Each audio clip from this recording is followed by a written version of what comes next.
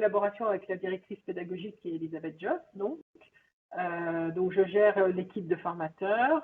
En général, c'est moi le premier contact avec eux. Je m'occupe aussi de tous les programmes de l'organisme.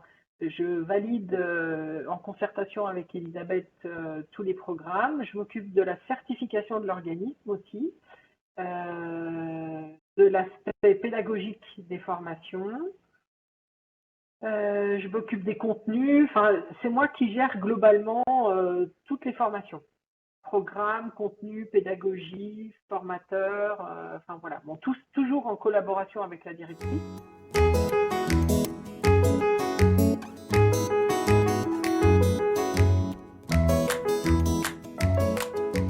Il y a une bonne dizaine d'années, je me suis intéressée à la formation professionnelle en tant que formateur. Donc au départ, j'ai commencé par être formatrice.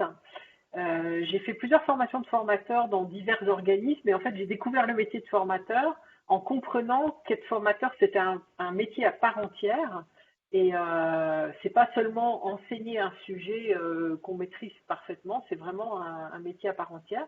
Et ça m'a passionnée. Donc en fait, j'ai fait plusieurs formations. Et puis, j'ai eu la chance de rencontrer les dirigeants de Médic Formation qui m'ont offert le poste. Et du coup, ça me permet de conjuguer mes deux passions principales, je vais dire, à la fois l'activité de sage-femme et à la fois l'activité de formateur, responsable pédagogique. Enfin, voilà, la pédagogie en général, parce que c'est ça que je trouve assez intéressant. Et puis du coup, je rencontre plein de monde, je vois beaucoup de formateurs, enfin j'ai beaucoup de contacts, donc c'est super, quoi.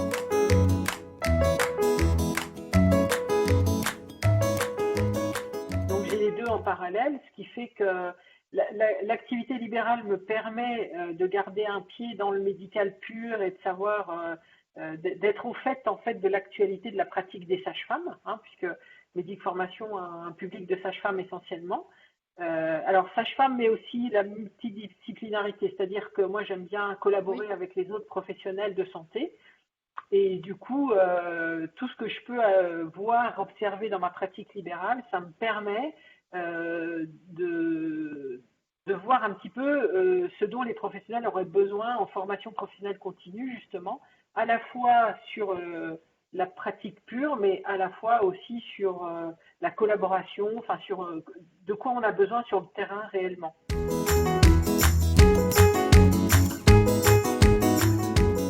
C'est de la formation continue pour adultes, donc c'est pas du tout du cours magistral, c'est pas du tout de l'enseignement comme on peut le faire à l'école. Non seulement parce que très souvent les formations sont à base de pratique, il y a des gestes professionnels à enseigner, mais même en termes de pédagogie pure, on aime que ce soit beaucoup de pédagogie active. Et d'ailleurs, moi, dans mon coaching de formateur, c'est là-dessus qu'on travaille le plus possible. Donc, on fait annuellement des formations de formateurs, essentiellement avec les nouveaux formateurs, mais avec les anciens aussi, justement pour que le plus possible, on enregistre nos formateurs de pédagogie active.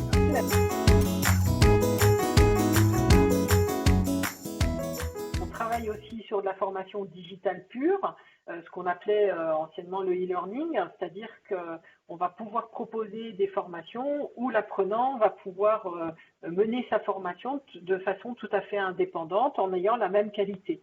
Donc là, c'est tout un renouvellement effectivement pour nous aussi, parce que c'est pas du tout la même gestion, mais on va tout faire pour garder cette même spécificité de la pédagogie active, même face à une plateforme digitale, tout à fait. Donc, c'est notre boulot, enfin, c'est notre travail là de cette année, oui, tout à fait, pour pouvoir se mettre en conformité avec l'actualité.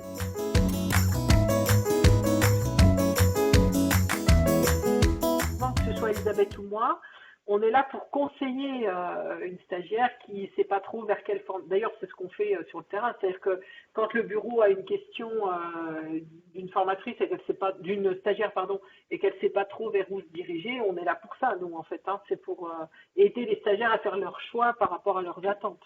Comme on est sage-femme toutes les deux, on peut plus préciser les attentes des stagiaires, effectivement.